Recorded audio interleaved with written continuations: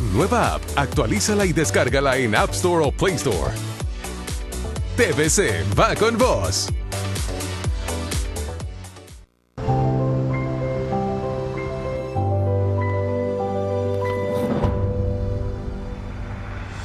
Estoy listo. Un día les diré que no hay nuevos casos. Y diremos, hemos vencido al COVID-19. Llegaremos al momento en el que nos reuniremos y recordaremos todas las vidas perdidas. Y abrazaremos a nuestros seres queridos. Nuestros niños volverán a jugar con sus amigos y finalmente regresar a las escuelas. Volveremos a ver de nuevo a los universitarios. Las puertas de los cafés, tiendas y cines estarán abiertas. Algún día se harán planes familiares y sociales y se lograrán cumplir. Mientras tanto, debemos de ser disciplinados y muy estrictos en las medidas de prevención que usted ya conoce hasta que todo esto termine. Y hasta entonces, estaremos aquí para ayudarlos a comprender lo que está pasando y para contribuir a salvar vidas con nuestras propuestas. Noticieros hoy mismo. Buenas tardes, muy buenas tardes televidentes de Noticieros Hoy Mismo, edición estelar. Un gusto saludarles desde la cabecera departamental en Santa Bárbara. Desde aquí iniciamos las informaciones. Quiero comentarles que este día la Iglesia Católica de esta ciudad de Santa Bárbara realizó la Santa Eucaristía por todos los fieles difuntos que han fallecido a causa del COVID-19. Escuchamos aquí en Noticieros Hoy Mismo al padre Miguel Castillo. Sabemos que muchas personas, ¿verdad?, han muerto en este tiempo y no se les ha podido hacer unas exequias, ¿verdad? Entonces hoy hemos querido recordar a estas personas, hemos pedido a Dios por el alma de ellos, para que el Señor los acoja en su reino, ¿verdad?, y tenga piedad de ellos. También es una palabra para nosotros, que el Señor nos invita hoy a estar atentos. No sabemos el día ni la hora, entonces el Señor nos pide que hoy vivamos una vida de personas reconciliadas con nuestra historia, con los demás. Es un buen mensaje del Señor para que en este tiempo nosotros tengamos todas nuestras deudas pagadas, ¿verdad? Que seamos personas que si la muerte pues nos llega hoy, estemos libres para recibirla, sonreírle a la muerte.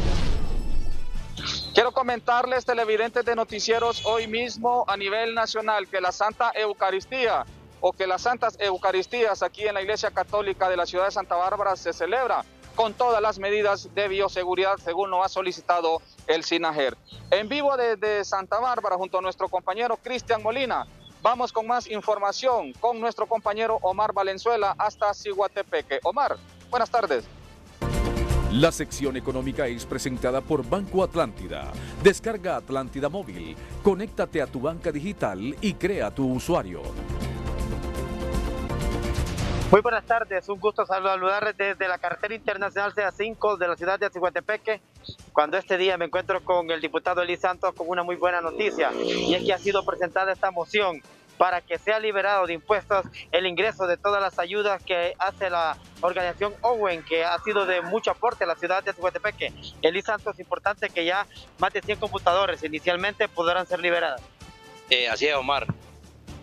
Estamos desde el principal eje carretero de Centroamérica, como es la carretera CA5, y desde el corazón de Honduras, Ciguatepeque, y nos place, ¿verdad?, informar que presentamos en el Congreso mediante decreto una exoneración de impuestos para todas las donaciones que puedan enviar desde el extranjero a través de este proyecto Owen, una organización que ha apoyado grandemente a Honduras, muchas ciudades, bueno, en Ciguatepeque, con temas como un quirófano para el Centro de Salud Gustavo Boquín, valorado en más de $500,000 de lempiras, unos baños, ¿verdad?, totalmente higiénicos que los necesitábamos, y con su representante en Honduras, como es el ingeniero Oscar Ochoa Mendoza. Entonces nosotros estamos felices de poder apoyarle, esperamos que en los próximos días, en la próxima sesión se pueda aprobar, y una vez que sea pues publicado en el diario La Gaceta,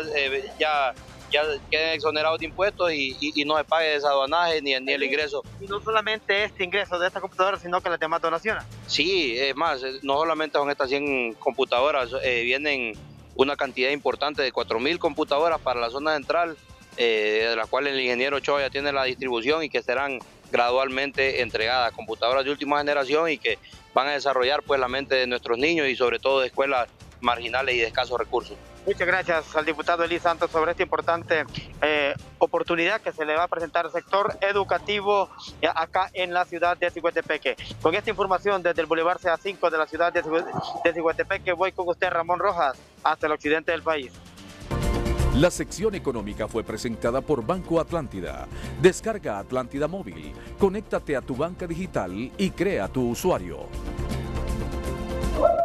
Buenas noches amigos televidentes de hoy mismo a nivel nacional. Buenas noches a Omar Valenzuela, allá en la ciudad de Ciguatepeque.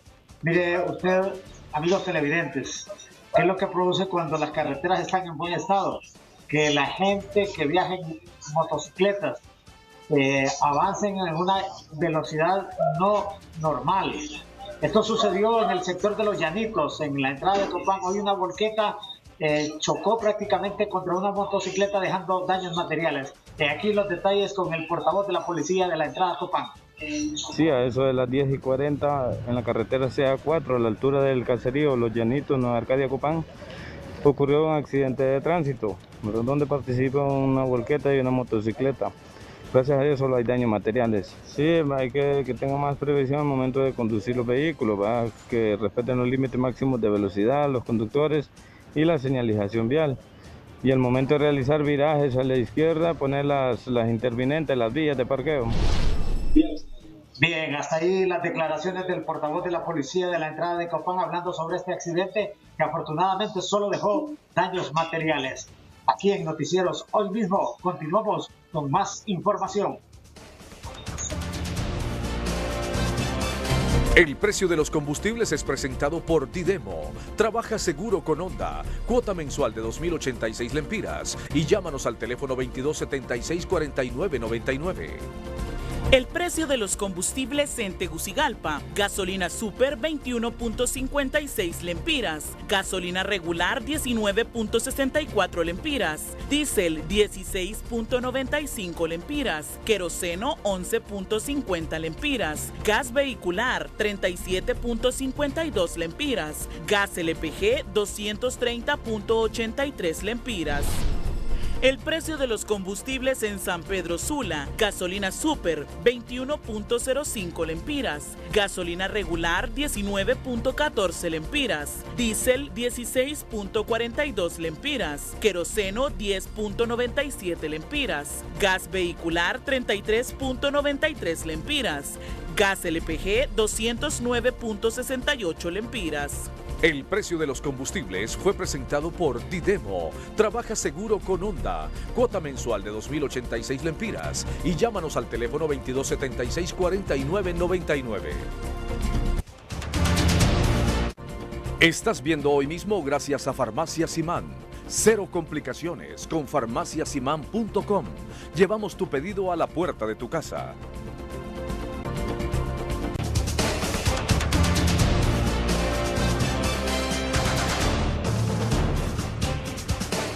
La noticia positiva es presentada por Claro. El mundo está cambiando y por eso te damos doble navegación en tu plan postpago. Bien, muchísimas gracias, televidentes del noticiero Hoy Mismo. ¿Y quién dijo que no se podía salir adelante trabajando de forma honrada? Estamos en la casa del joven Gabriel Fajardo, quien todas las mañanas, todas las madrugadas, se levanta a las 3 de la mañana para preparar un delicioso pan artesanal y también rosquillas artesanales, y qué no decir también de las deliciosas tortas artesanales. Aquí está el equipo que conforman esta panadería artesanal Mami Linda. Tenemos el privilegio a Gabriel Fajardo. Cuéntenos cómo nace esa iniciativa.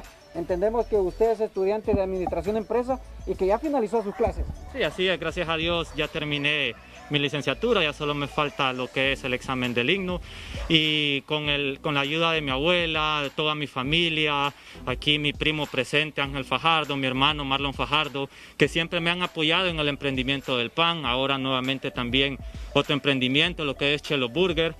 Vamos ahí saliendo adelante, y con lo que es la panadería he logrado sacar mis estudios adelante.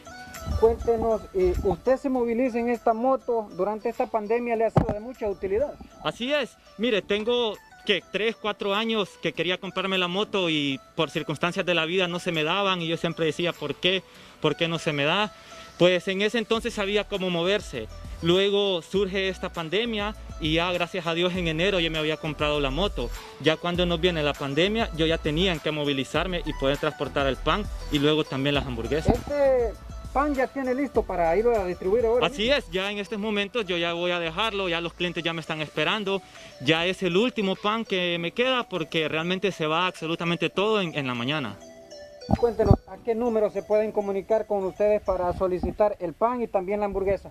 Se pueden comunicar al 3241-9135.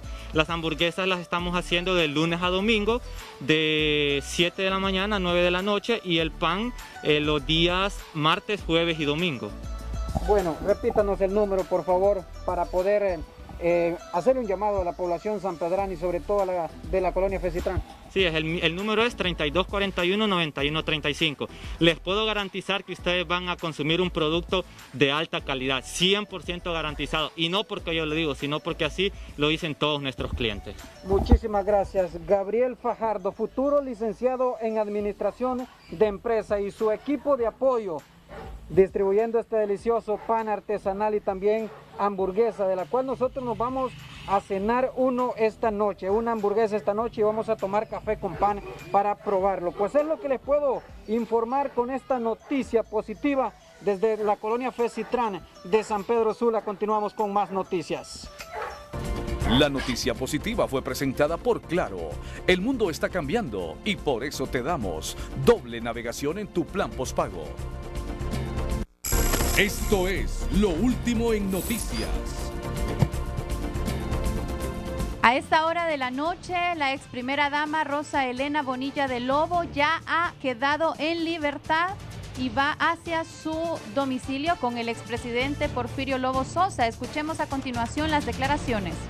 ¿Cuál fue el trato que recibió usted dentro de la penitenciaría? Excelente, gracias a Dios. Tuve una muy buena relación con todas las privadas de libertad, las autoridades.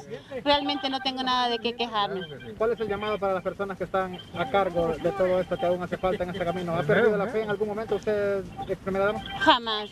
Yo creo que Dios tiene su momento y este era el mío. Algún mensaje Dios tenía que darme y lo he recibido. Yo creo que es tiempo de recapacitar y Dios tiene su tiempo y ese es el que uno tiene que entender. ¿Cuál es la experiencia que le deja este tiempo privada de libertad en este centro penitenciario? Uno, lo principal, uno no debe de juzgar a nadie, no somos quien para juzgar, ¿verdad? Y debemos de empezar a entender y comprender. La sociedad misma debe de entender que son procesos a veces que se pasa y así como hay culpables hay inocentes también. Y lo más importante de todo, que yo llevo una experiencia y quiero pues seguir ayudando a este sector. Para amanecer al lado del llamado Pepe Lobo, como se le conoce popularmente. 2 años y medio, ¿verdad? 2 años y medio y pues estamos contentos. La verdad que uno quiere compartir con su familia. Lo más difícil de todo esto es estar separado de la familia. Lo demás uno lo puede superar y pasarlo, ¿verdad? Muchas gracias. Ahora hablamos con el expresidente.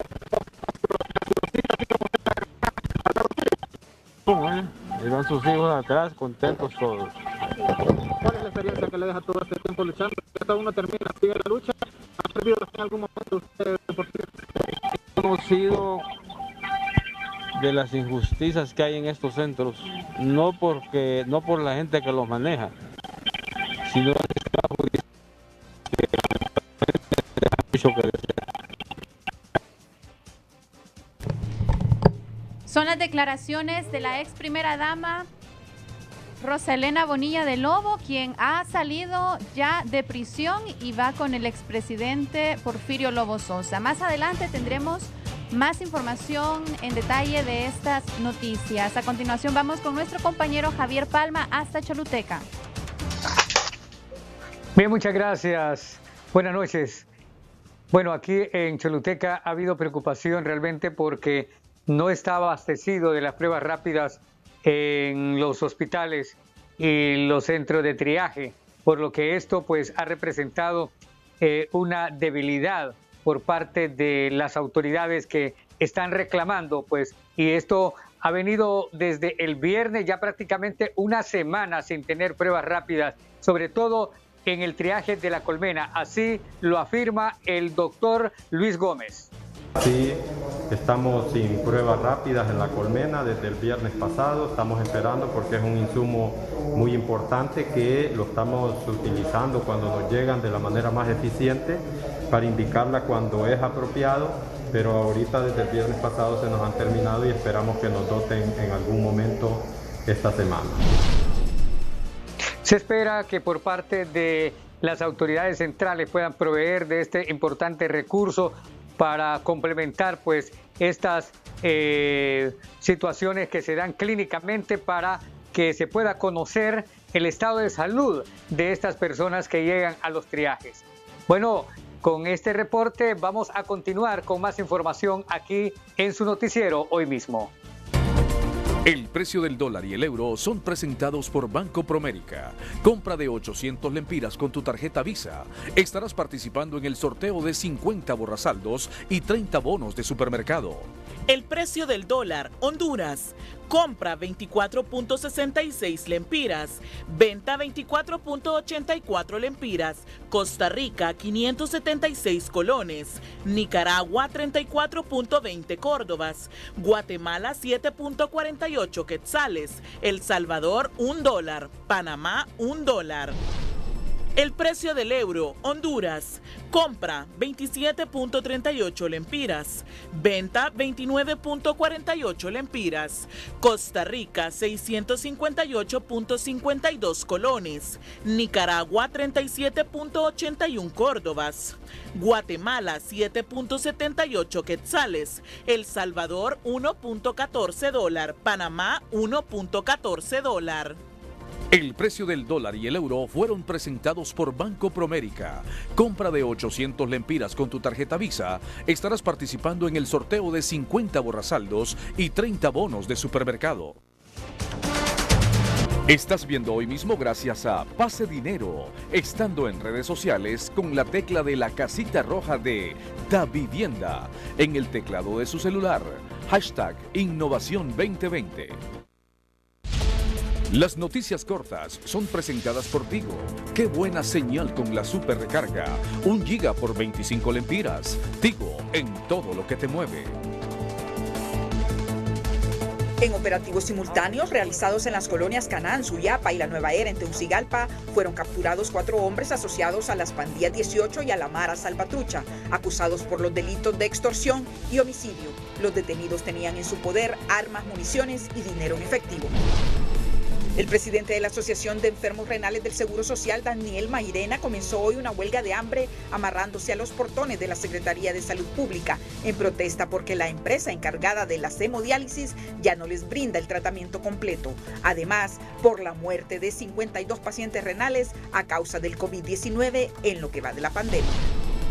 Con pancartas en mano, varios hondureños que quedaron sin fuente de empleo debido a la pandemia del COVID-19 se apostaron hoy en el anillo periférico cerca de la residencial Las Uvas, solicitando apoyo para alimentos y medicinas de parte de Manos Solidarias.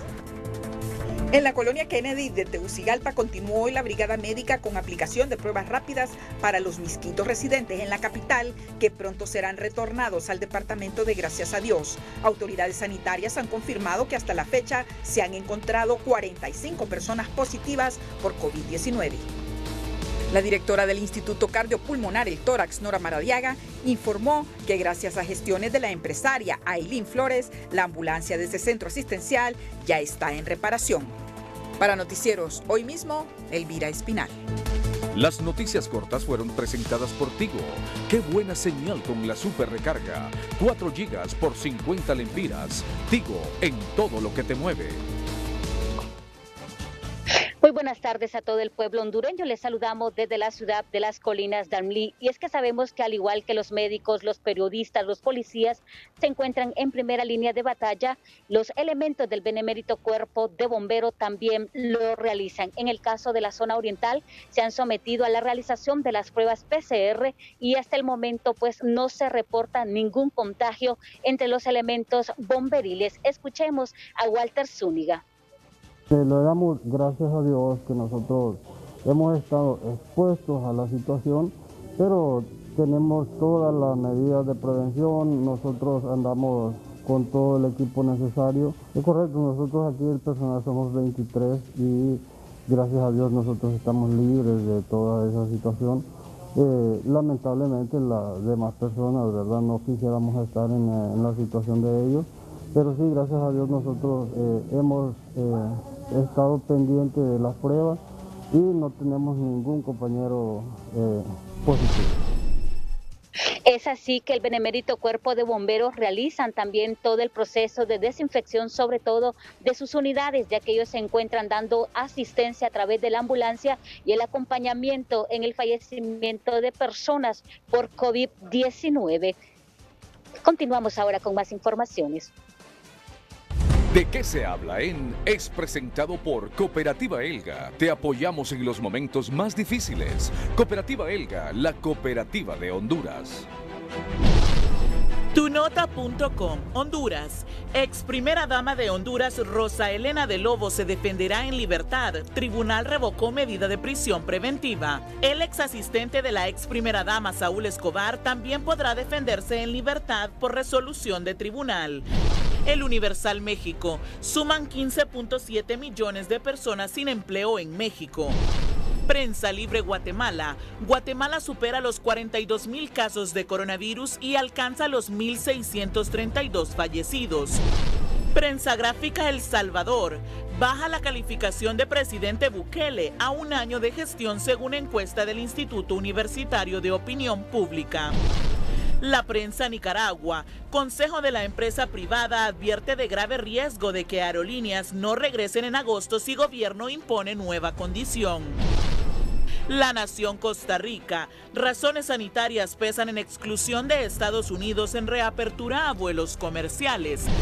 Y la Prensa Panamá. Reanudarán las obras de construcción en la Terminal 2 del aeropuerto de Tocumen. El Ministerio de Salud autorizó la reactivación de las obras. Mayra Mejía, Noticieros Hoy Mismo. ¿De qué se habla en? Fue presentado por Cooperativa Elga. Te apoyamos en los momentos más difíciles. Cooperativa Elga, la cooperativa de Honduras. Gracias, amables televidentes de Noticieros Hoy Mismo. Y el sector empresarial de la ciudad Puerto de la Ceiba solicita a las autoridades de SINAGER regresar a la fase 1 para poder así habilitar la mayor parte del comercio en los distintos sectores debido a las pérdidas en el área de la economía, por supuesto acá en la zona del litoral caribe hondureño. Escuchemos a continuación. Esperamos que para el fin de semana tengamos una resolución, ¿verdad? Y se emita pues una nueva disposición para regresar a fase 1, sobre todo pues en los municipios y departamentos que han estado en región 3 o en alerta roja, pues para que volvamos a una fase 1 y así pues consecuentemente, porque si no el lamento va a ser no solamente con las cifras y estadísticas de salud, sino también en la economía, porque las consecuencias de la economía, el impacto de la pandemia en la economía no se han visto hasta ahora en su totalidad, ¿verdad? Sino que en los próximos meses continuaremos viendo consecuencias. El sector MIPYME, el sector turismo, sector hotelero ha sido fuertemente golpeado, pues. La mayor parte de los empresarios están de acuerdo a que se vuelva a la fase 1 y así poder habilitar el sector económico acá en la ciudad Puerto de la Ceiba. Con este reporte vamos a continuar con más noticias a través de Noticieros Hoy Mismo. Son titulares de otras noticias importantes de hoy. Los titulares son presentados por Banco Ficosa. Comprar lo hecho en casa es tener corazón catracho, porque cuando consumimos lo nuestro, crecemos todos. Ficosa, tu salud está en tus manos. Rosa Elena Bonilla, ex primera dama, sale de prisión y se defenderá en libertad. Fallece Julio Berríos, alcalde de San José del Potrero en Comayagua, sospechoso de COVID-19. Se nos ha ido un gran líder, un gran alcalde, un gran hondureño. Autoridades analizan trasladar generador de oxígeno de Tegucigalpa a La Mosquitia como lo propuso Noticieros Hoy Mismo. Solo juntos podemos avanzar en la lucha contra la corrupción y la impunidad en nuestro país, dice el fiscal general Óscar Chinchilla. Brigadas médicas casa por casa con pruebas rápidas entre las principales medidas de éxito de Guayaquil, Ecuador para frenar el COVID-19. Y el batallón de médicos salió a buscar a los enfermos casa por casa, tocar la puerta, preguntar quién tiene fiebre, quién tuvo algún síntoma, hacerle las pruebas, hacerle el triaje y a tratarlos en casa, a darles las medicinas. Los titulares fueron presentados por Banco Ficosa. Comprarlo hecho en casa es tener corazón catracho, porque cuando consumimos lo nuestro, crecemos todos. Ficosa, tu salud está en tus manos. Este es su noticiero Hoy Mismo con Edgardo Melgar. Esta es la noticia del día. La noticia del día, me parece a mí, y aquí en el noticiero Hoy Mismo, es la declaración, la entrevista que hoy dio a Noticieros Hoy Mismo la alcaldesa de Guayaquil, Ecuador. La ciudad que en todo el continente se reconoce que es la ciudad exitosa en su estrategia para combatir el COVID-19, por sobre cualquier otra ciudad aquí en el continente. Sin discusión, ha meritado reportajes, cobertura noticiosa de todos los periódicos en español, a nivel mundial. La semana anterior, aquí en el noticiero, mostrábamos la conversación, o transmitíamos en directo una conversación con uno de los fundadores de este comité de emergencia que se integró en Guayaquil para hacerle frente a este coronavirus, un empresario, un reconocido empresario de Ecuador, que junto con un grupo de 20 personas al inicio comenzó a liderar esto y transformó una ciudad donde tenían 450 muertos al día, una ciudad donde tenían 450 muertos al día, en una ciudad donde se reportaba un muerto al día. ¿El problema está solucionado? No, no está solucionado, evidentemente, pero esa diferencia ya quisiéramos tener nosotros aquí, por lo menos la mitad, en cuanto al abordaje, en cuanto a la visión, en cuanto a la estrategia, en cuanto a la unión de los esfuerzos y, por supuesto, en cuanto a los resultados.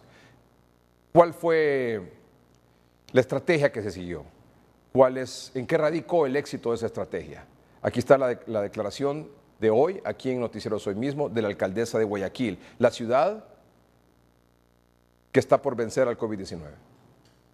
¿Qué fue lo que hicimos? Dejamos como ciudad de ayudar con recursos, contenedores refrigerantes y medicinas al gobierno porque veíamos que nada cambiaba. Y decidimos nosotros intervenir directamente con recursos destinados para obra pública de la ciudad de Guayaquil, en la ciudad de Guayaquil. Le cerramos todo, nos pusimos una sola prioridad, vivir y comer. Teníamos que sobrevivir y teníamos que comer. Dividimos la ciudad y tomamos el control de la misma también.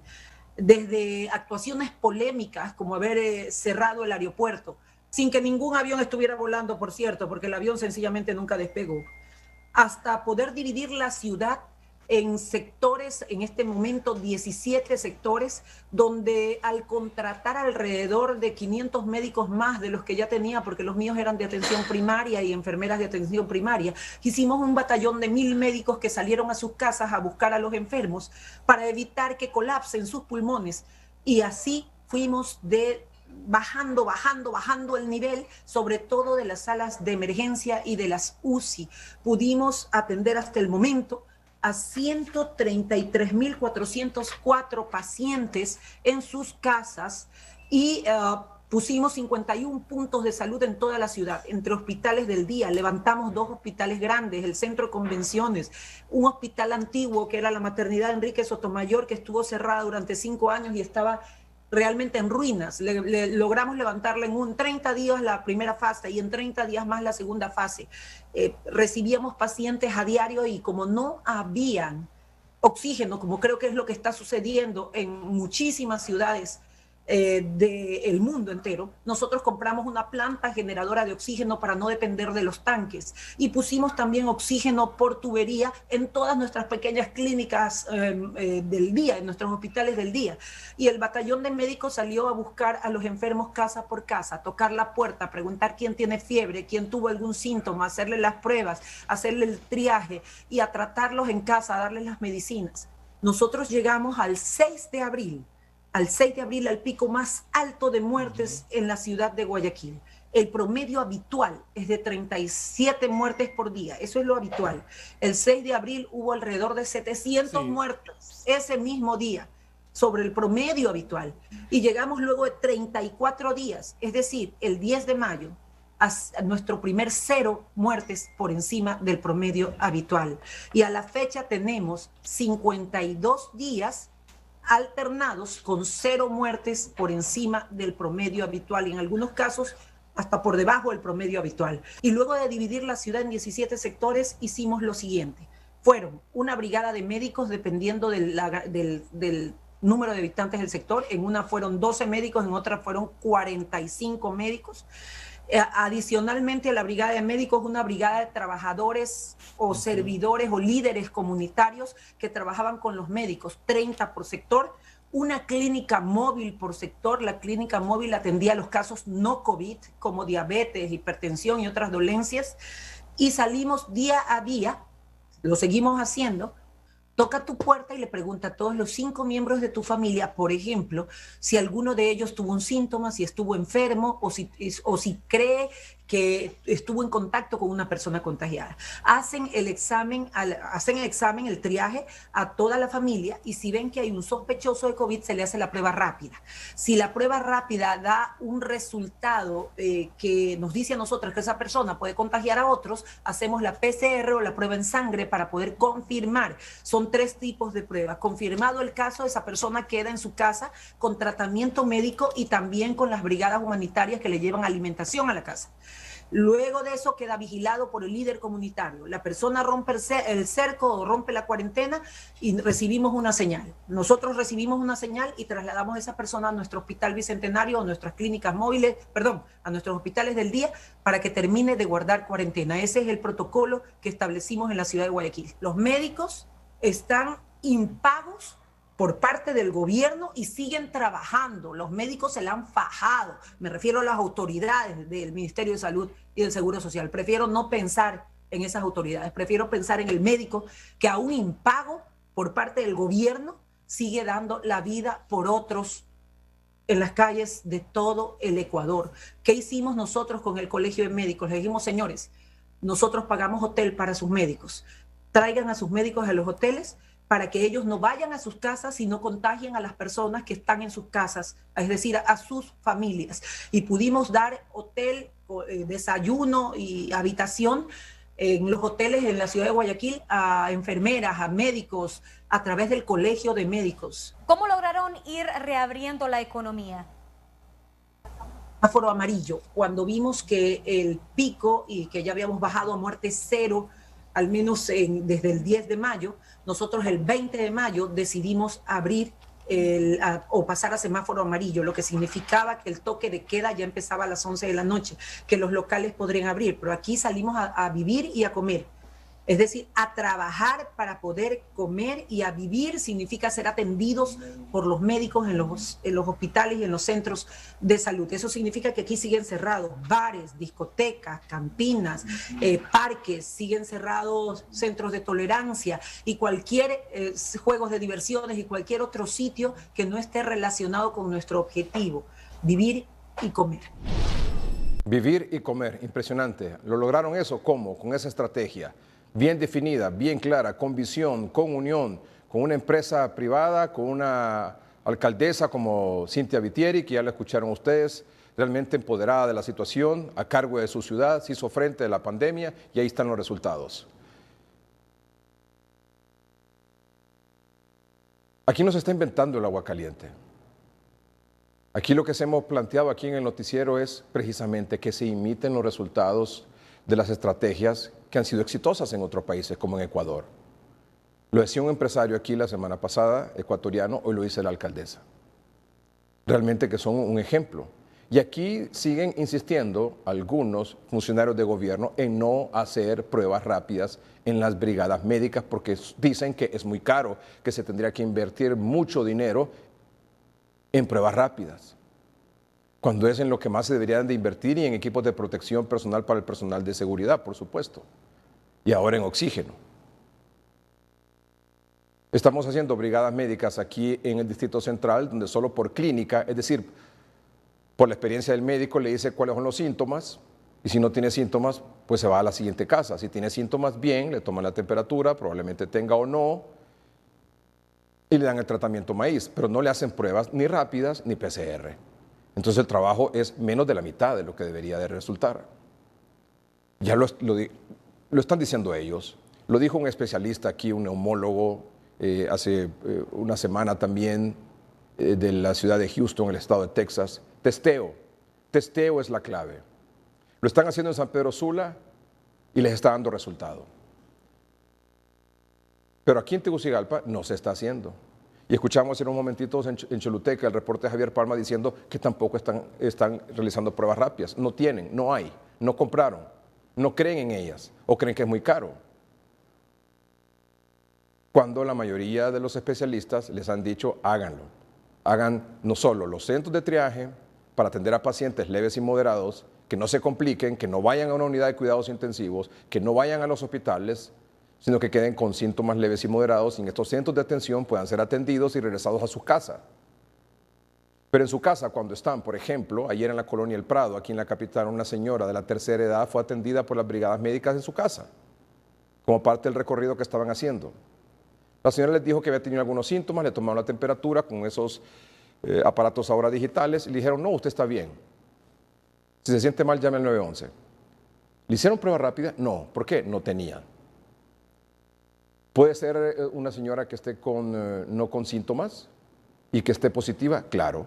¿Se puede complicar de un momento a otro? También. ¿Puede llegar al extremo de tener riesgo de morir? También. ¿Y qué se está haciendo con eso? Nada. Veamos el ejemplo de la alcaldesa de Guayaquil. Ya más ejemplos, más resultados que se han tenido con estas medidas en otros países, que se han presentado aquí en el noticiero, que han sido parte de las sugerencias y las propuestas aquí en el noticiero. Ya es poco lo que se puede hacer en realidad. Insisto, bien por las brigadas médicas que se estén efectuando, porque al menos de manera clínica se están atendiendo a los pacientes. Y se descubren pacientes que son sintomáticos, bien, pero no así a los asintomáticos, que como usted sabe son los que más perjudican, porque como no saben que son positivos, andan contagiando. Y quizás ellos no, pero otros sí van a desarrollar los síntomas y se pueden morir. Se pueden complicar y se pueden morir. Hay centros de atención, o centros COVID, o centros triaje, sí, y esos hay que masificarlos en todo el país. Entre más centros de atención, con todo el equipo que se requiere, para evitar esa saturación que en efecto está ocurriendo ya en muchos hospitales, como el de Tela, que lo presentamos ayer, donde no hay centros de triaje, solo está el hospital para atender no solo a los habitantes del municipio de Tela, sino que todos los alrededores, se necesitan centros de atención. Porque si no, la gente llega ahí ya complicada, y si se complican, más se mueren. Porque, por ejemplo, el hospital de Tela no tiene unidad de cuidados intensivos. Y con suerte los pueden recibir en el Catarino Rivas o en el Leonardo Martínez en San Pedro Sula. Esa es la situación. Entonces, mientras no haya estos centros de atención en todos los municipios, sobre todo donde más casos hay positivos, va a ser difícil la contención. Y esto va a tomar mucho más tiempo poderlo superar. Aunque se tenga el equipo, aunque se tenga los insumos que se requieran, pero si no hay testeo, no se va a poder avanzar. En la medida de contención y evitar que esto se siga diseminando. Ya ve ustedes cómo está esto en la zona rural, ya no solo en las ciudades. Gracias a los centros de atención que se han habilitado, por ejemplo, aquí en el Distrito Central, lo decíamos ayer en el noticiero y lo confirmamos hoy, en el Tórax, por ejemplo, en el Hospital Escuela, en el Seguro Social, en el San Felipe, en el María, hoy, esta noche, hay más espacio que hace una semana. Confiemos que esto que se mantenga en el tiempo. Confiemos que esto se mantenga en los próximos 5, 8, 10 días. Pero evidentemente se necesitan mucho más centros de atención aquí en la capital para evitar que los pacientes se sigan complicando. Porque si bien es cierto, puede encontrar una cama con atención, un cupo en uno de los hospitales, pero ¿para quién va a ser ese cupo? Para una persona que está grave y que se puede morir. ¿Y qué es lo que se quiere? Que no se compliquen. Usted me puede decir, aquí hay tantas camas, sí, en los hospitales, sí, y aquí hay tantas camas y unidades de cuidados intensivos habilitados, sí, pero no queremos que vayan ahí los pacientes. No sé si eso está claro. No queremos que los pacientes vayan a unidades de cuidados intensivos. Queremos que a través de la atención comunitaria, primaria, domiciliaria, se atiendan y que no pasen de ahí. Esa es la verdadera contención del virus. Así lo hicieron en Guayaquil, así lo dijo la alcaldesa. Por ejemplo, este mapa que lo mostrábamos ayer, aquí en el noticiero, este mapa en relación a los centros COVID, aquí en el Distrito Central. Hay 6, muy bien, necesitamos por lo menos 4 más. Porque si usted se fija, y lo ponemos en pantalla completa, por favor, en la zona color rojo, que es donde más casos hay, solo hay un centro de atención, que es el de la colonia Mayangle. Luego, el nivel medio de contagio, tenemos el del Infop. Y un nivel bajo de contagio, tenemos el del Bazar del Sábado, el del Centro Cívico Gubernamental y el de CCI en el Trapiche y el de la Universidad Católica. Claro, insisto, ¿quiénes pueden ir ahí? Pueden ir ahí los que tienen vehículo, los que tienen medio de transporte. Pero los que están en toda esa zona roja, que es la salida al norte y la salida a Olancho, es una zona muy amplia, donde está la mayor cantidad de contagios y la mayor cantidad de fallecidos, es ahí donde se necesita la mayor cantidad de triajes, habilitar por lo menos unos 2 o 3, y otro más aquí en este sector de la Víctor Ferdón, que está muy ligada también con la colonia Villanueva, Villavieja, en la salida de Danlí. Con unos 4 centros de atención más aquí en el Distrito Central, yo creo que sería muy, pero muy exitosa la estrategia. Y obviamente con la contención en barrios y colonias a través de brigadas médicas, realizando pruebas rápidas para detectar a los asintomáticos y evitar que se nos puedan complicar. Los fallecidos continúan. Ayer tuvimos un reporte de pocos fallecidos aquí en el Distrito Central, pero hoy aumentaron.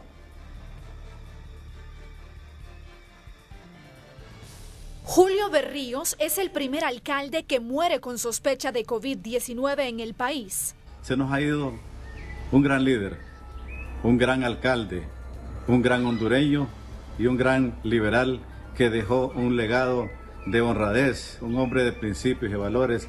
El edil fue sepultado y despedido en San José del Potrero, Comayagua.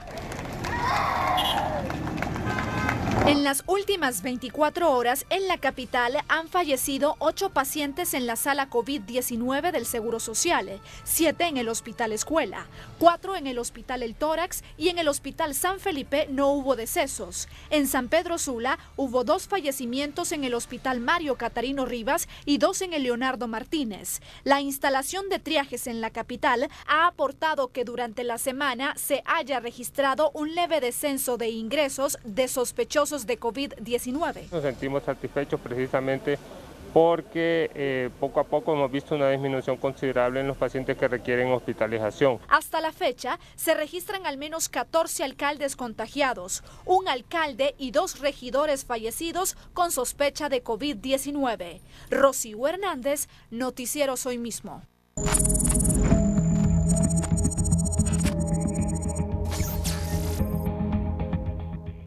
Hoy dedicamos unos minutos al sur del país, para ser más precisos, a Nacaome, en el departamento de Valle. Nos acompaña la doctora Carolina Flores. Doctora, ¿está ahí? Buenas noches. Sí, muy buenas noches, buenas noches. Gracias por acompañarnos, doctora. Sí, buenas noches. ¿Usted está en el centro de atención, en el centro de triaje ahí en Nacaome?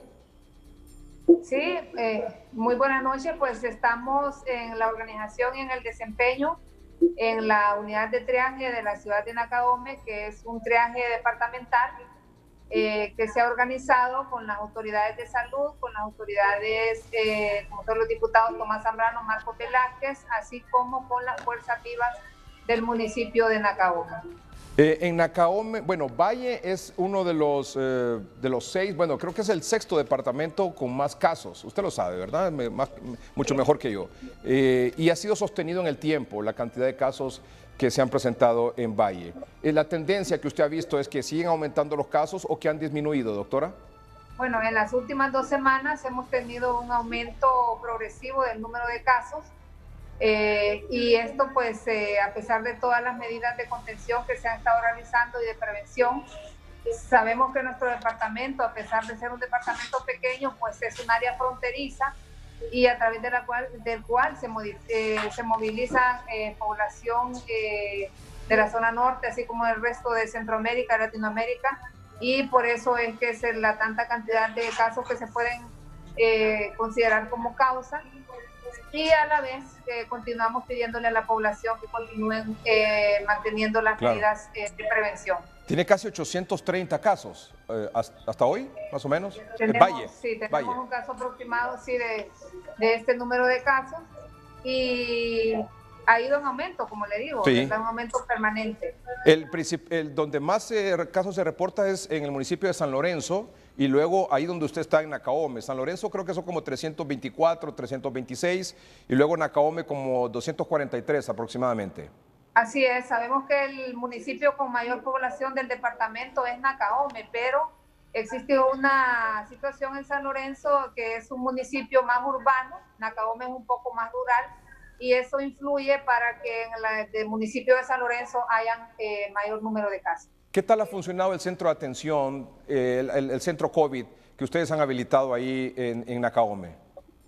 Estamos recién comenzando la organización e incluso esta semana pues ya se inició la apertura para poder estar captando pacientes de manejo ambulatorio, pero nosotros desde hace más de un mes teníamos una unidad de aislamiento en la UPN de Nacaome, que era para aquellos casos leves que no necesitábamos mandar al Hospital San Lorenzo, pero en vista del aumento del número de casos en el departamento hemos tomado a bien iniciar la organización desde hace más de 2 semanas de esta unidad de triaje y ya desde esta semana pues se aperturó, hemos tenido afluencia de muchos pacientes.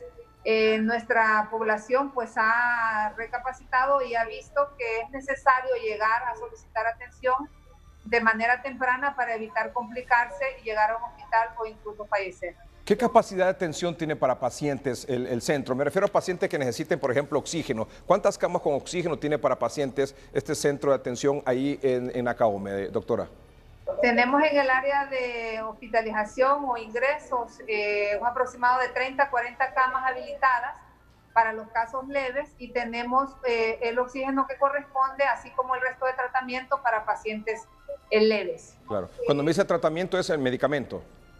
Medicamento específico para el caso de los pacientes que presentan neumonía y el tratamiento básico que se utiliza para pacientes con COVID-19.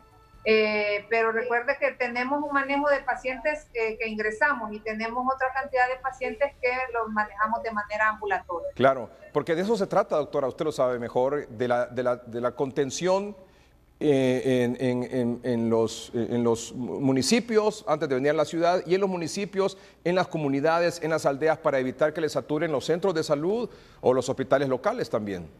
Como autoridad, ¿verdad? Hemos estado tratando de apoyar todos los centros triaje que se están organizando en los diferentes municipios del departamento. Así es. En este momento estamos organizando un triaje departamental en Nacaome. Sabemos si se van a dar más triajes en el mismo municipio.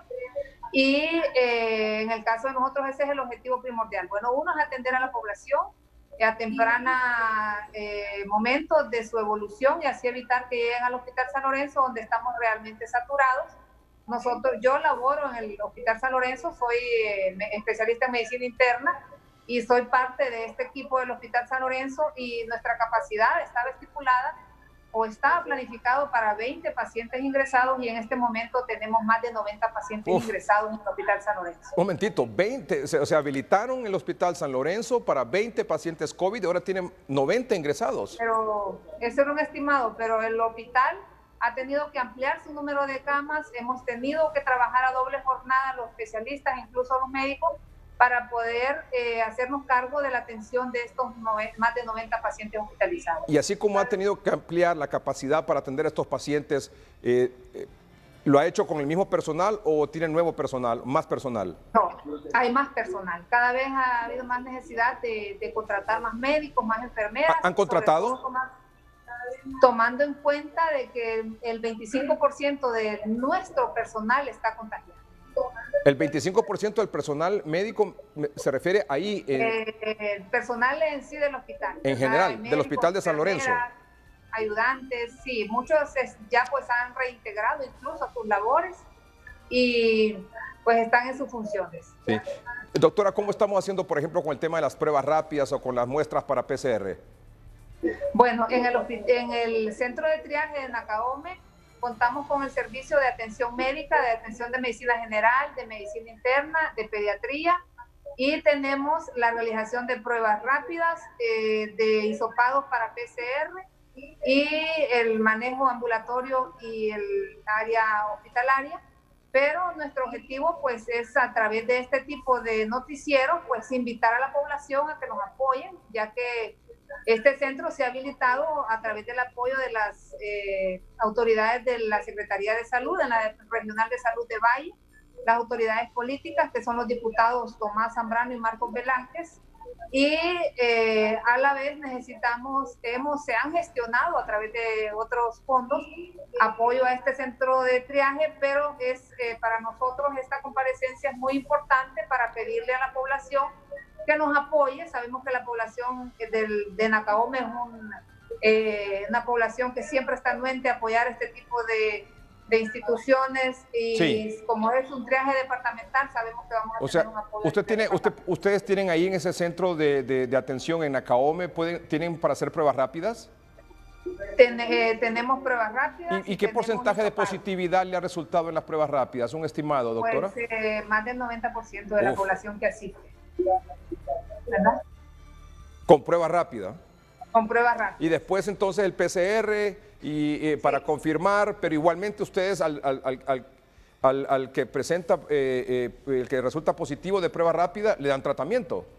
Se le da tratamiento al paciente, tanto que resulta positivo y también negativo si está con síntomas de COVID, porque recuerde que no todos los pacientes que se les hace prueba rápida van a tener pruebas rápidas positivas, porque hay un porcentaje de personas que van a presentar falsos negativos, ¿verdad? Sí, ahora. Y lo más importante son los síntomas, los evaluamos, los tratamos y se les hace su hisopado nasal respectivo. Pero me dice que de las pruebas rápidas realizadas, el porcentaje de positividad está en el 90%. De las personas que asisten al triaje. Claro, doctora. Y una cosa más, ¿estas personas de las pruebas rápidas son sintomáticos o asintomáticos?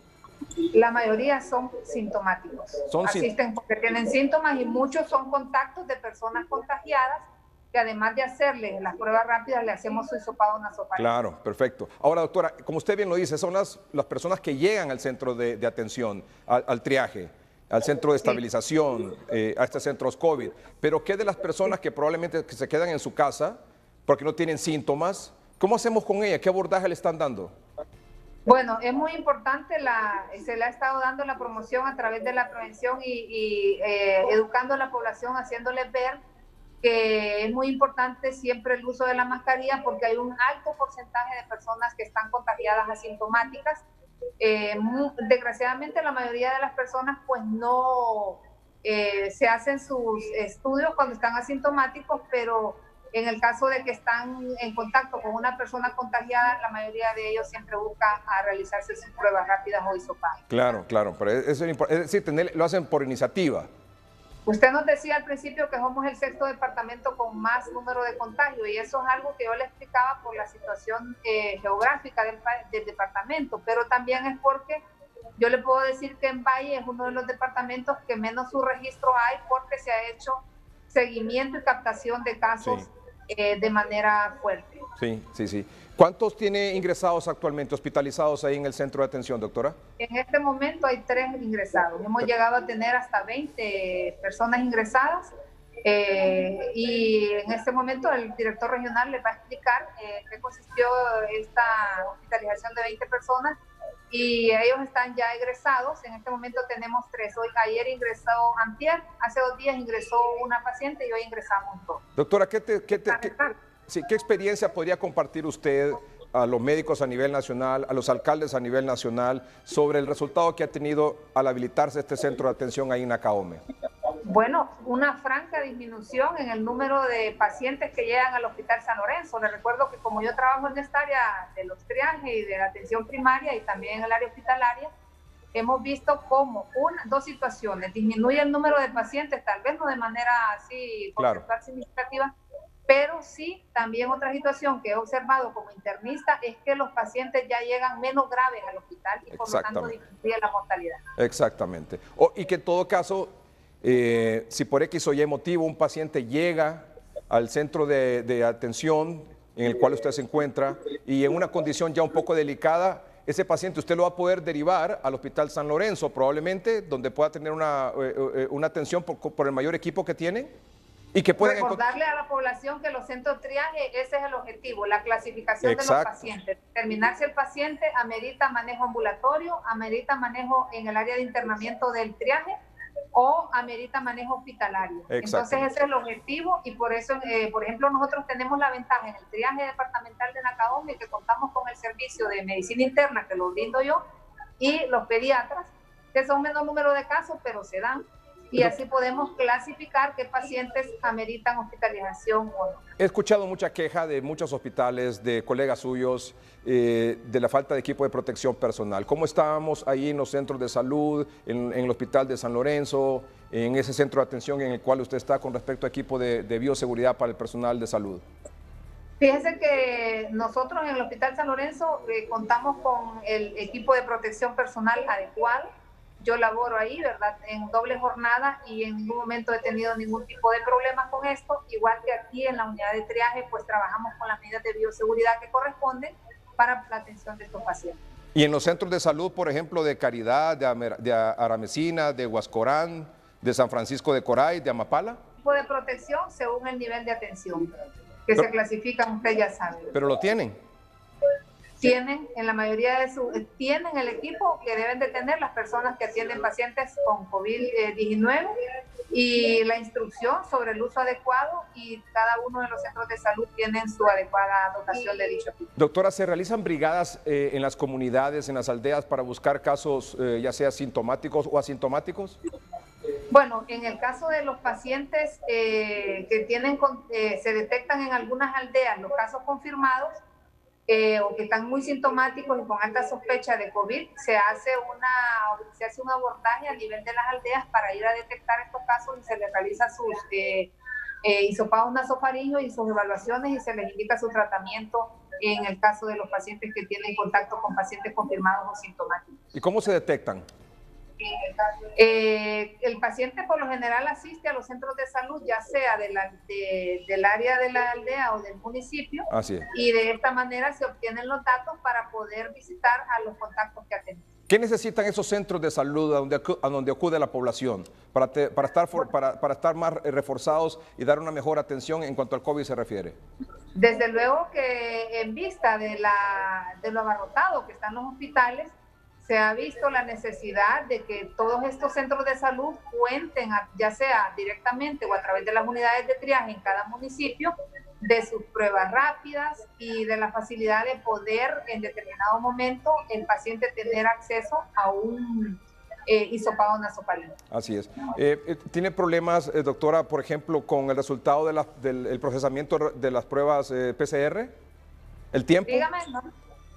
Bueno, hemos tenido bastante atraso con esto, pero nosotros cuando captamos los pacientes, además de la evaluación médica, se les indica el tratamiento en ese momento a todo paciente sospechoso, a todo paciente a quien se le hace su hisopado o su prueba rápida, y estos centros de salud han sido suplidos de su medicamento correspondiente o aquellas evaluaciones médicas, y esa ha sido una ventaja, ¿verdad? Porque el paciente no solamente se trata de hacerle un hisopado. Recordemos que si bien es importante los métodos diagnósticos, es muy, muy importante dar tratamiento y detectar qué pacientes están complicados. Por supuesto, por eso es la pregunta obligada. ¿Tiene oxígeno, tiene personal, tiene protección de seguridad y tiene el medicamento? Eso es, por supuesto, como lo más importante. Si tuviera algo que plantear esta noche sobre la necesidad para atender mejor los pacientes ahí en Valle, ¿cuál sería? Bueno, siempre solicitar a la población, ¿verdad?, que colabore con las medidas de prevención. el involucramiento de los señores alcaldes o de las autoridades municipales en este problema, en el abordaje de este problema, y a la vez el fortalecimiento de las unidades de triaje desde el punto de vista municipal, para que podamos nosotros reforzar como Secretaría de Salud, como Estado mismo, en la atención de los pacientes. Muy bien. ¿Y a las autoridades cuál sería su llamado? Bueno, que cada una de estas unidades de triaje, si bien es cierto, van a ser en cada uno de los municipios, estén pendientes de dotarles de cada necesidad que corresponda como Secretaría de Salud. Y en el caso de nosotros, pues garantizar siempre los insumos, la bioprotección y el personal suficiente. Claro, por supuesto. ¿El alcalde de Nacaome se ha proyectado ahí con el centro de atención? Dígame. ¿El alcalde de Nacaome se ha proyectado ahí con el centro de atención? Pues fíjense que solicitamos la participación de él, incluso estuvimos en varias reuniones con él para hacerle ver la necesidad de este triaje en la ciudad de Nacaome. Pues él quedó de responder para ver si nos apoyaba, y nosotros pues eso no nos ha detenido, estamos esperando aún que él se aboque a poder cooperar, a fortalecer este triaje municipal y departamental de la UTE. Claro, por lo que usted dice, doctora, y hemos insistido aquí en el noticiero, los alcaldes son una pieza fundamental, clave en el engranaje de la estrategia para hacerle frente a esta situación en el interior del país. Muchas gracias, doctora. De dejar a la Secretaría de Salud solo, ellos también son responsables de la salud del pueblo que representan. Así es, así es. Es una prueba de fuego para los alcaldes. Muchas gracias, doctora. Muy amable. Buenas noches. Gracias. Es la doctora Carolina Flores, médico en Nacaome Valle, internista. Está en el Hospital de San Lorenzo y en esta ocasión también nos está reportando del Centro de Atención COVID-19, ahí que se ha habilitado en Nacaome, en el departamento de Valle. Vamos a un corte comercial, ya volvemos. El clima es presentado por Sudagrip. Al primer síntoma de la gripe, toma Sudagrip, un producto Pile.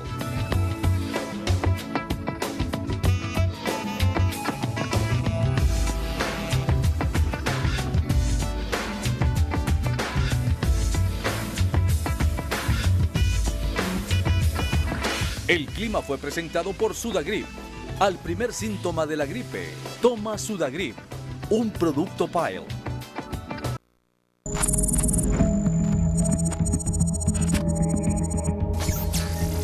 Doctor Omar Videa, ¿me escucha? Completamente. ¿Cómo está, doctor? Saludándole. ¿Cómo va? Nuevamente. ¿Cómo va, doctor? Ya 2 semanas sin usted aquí es mucho, doctor, ya. Hemos contabilizado ya un par de días. Estamos en este momento ya cursando el día número 13 de lo que fue el inicio de los síntomas de este COVID-19. Muy bien, que doctor. gracias a Dios hemos ido llevando de buena manera, pese a haber tenido o estar cursando por una fase pulmonar en una franca recuperación, un abordaje temprano, que es lo que hemos venido hablando durante toda la pandemia, ha hecho que la recuperación vaya de buena manera. Qué bueno, doctor. Esperamos tenerlo pronto aquí, quizás el domingo en 30:30, ¿verdad? Para analizar cómo está la cosa. Por supuesto, ya podremos estar en audio y video para poder compartir con su auditorio. Muy bien, doctor, gracias. Vea usted cómo ha titulado la presentación de este jueves, donde ha concluido la semana número 19. 19 semanas ya con COVID. 19 semanas con COVID-19 en Honduras. Y usted lo ha titulado El desbordamiento de la zona rural en la pandemia. El desbordamiento de la zona rural en la pandemia. Algo que usted, doctor, aquí hace 2 meses, qué sé yo, ha venido insistiendo en cuidadito, esto se nos va a la zona rural porque ahí va a ser mucho más difícil controlar.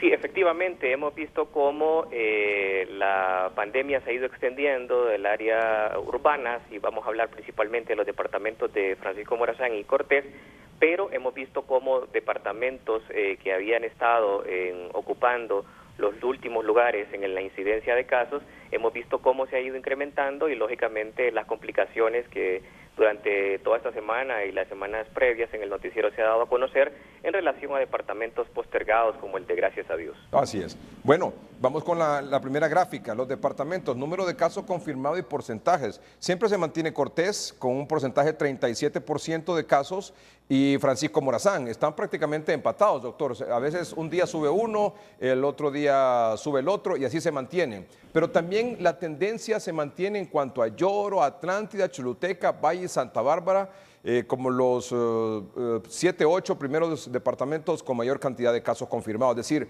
es una tendencia la que se ha mantenido en estos departamentos con la mayor grado de positividad. Efectivamente, vemos como en la semana número 18, la semana anterior, el departamento de Cortés tenía el 39% de los casos y Francisco Morazán el 38%. En este momento prácticamente hay un empate porcentual del 37%. Eso hace un 74% de estos dos departamentos, pero hay que hacer un llamado porque el departamento de Valle en particular, que estaba ocupando el lugar número 8, pasó al lugar número 6, departamentos como El Paraíso, que estaba ocupando el lugar número 11, hoy ocupa el lugar número 9. El departamento de Olancho, que estaba en la posición número 13, ahora está en la posición número 11. Y el departamento de Gracias a Dios, que estaba en la posición 16, está en la posición número 13. En ese orden, creemos que existe una franja o una alerta amarilla para estos departamentos.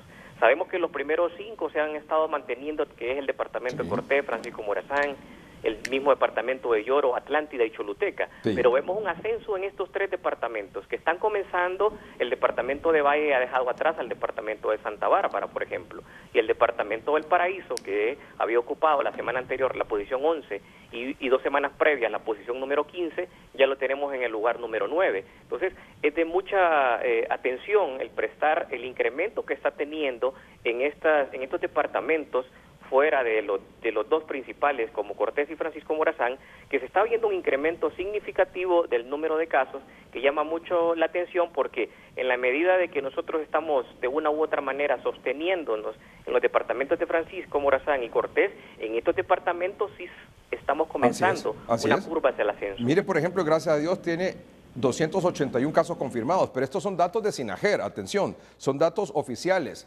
Y nos reportaban las autoridades de Gracias a Dios, los médicos, que tienen pendientes de resultado no menos 300 pruebas de PCR.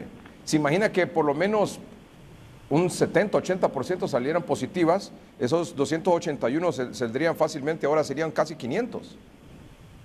Es correcto. Subiría mucho más. Estaría, por ejemplo, ahí cerca del Paraíso, el departamento de Gracias a Dios. Ese departamento debería, en este momento, si tuviéramos datos y el procesamiento de pruebas de manera más expedita, el departamento de Gracias a Dios con toda seguridad estaría ocupando los primeros 9 lugares de la distribución de departamentos. Y eso se ha hecho evidente, el número de casos que hay en Gracias a Dios, el número que se reporta a nivel de los centros materno-infantiles o el mismo hospital, hace pensar de que este departamento va en un crecimiento acelerado en la pandemia.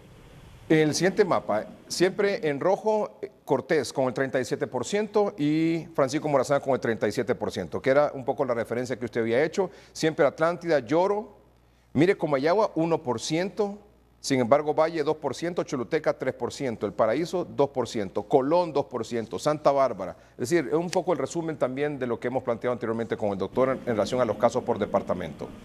Luego está la distribución de casos por edad. También, doctor, 38 años es el promedio de los contagiados, ¿verdad?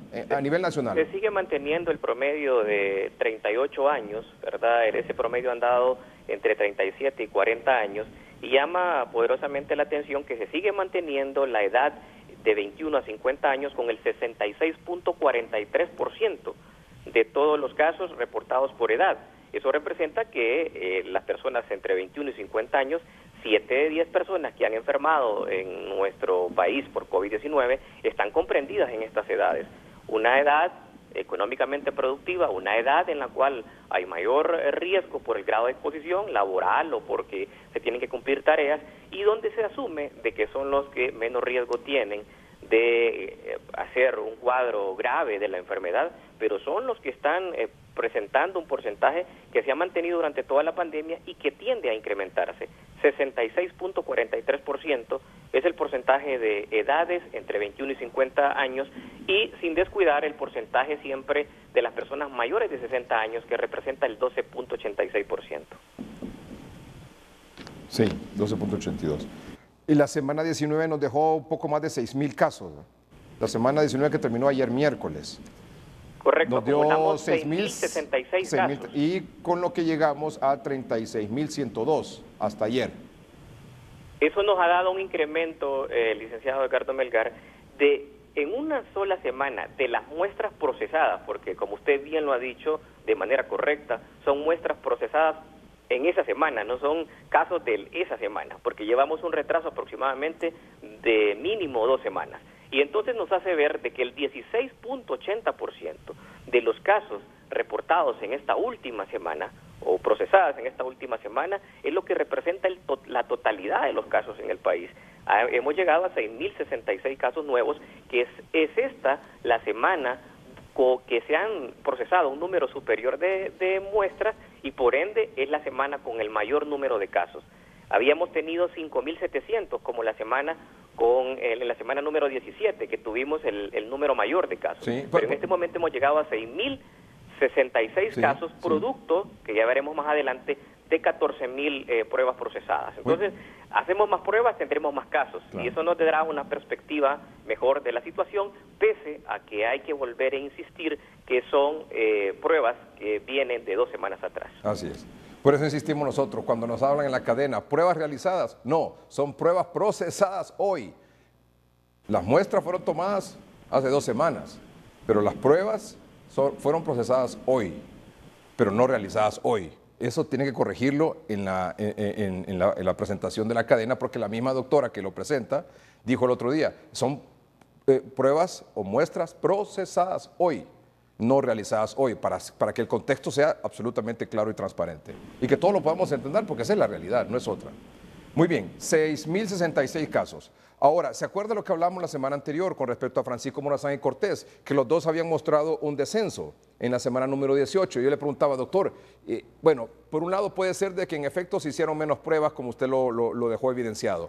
Pero yo le preguntaba, doctor, ¿será que este asunto tenga que ver con que hay menos casos ya también? Y usted me decía, esto se va a saber en el tiempo. Sabiamente lo dijo, porque vea el resultado de ahora. ¿Volvieron a subir?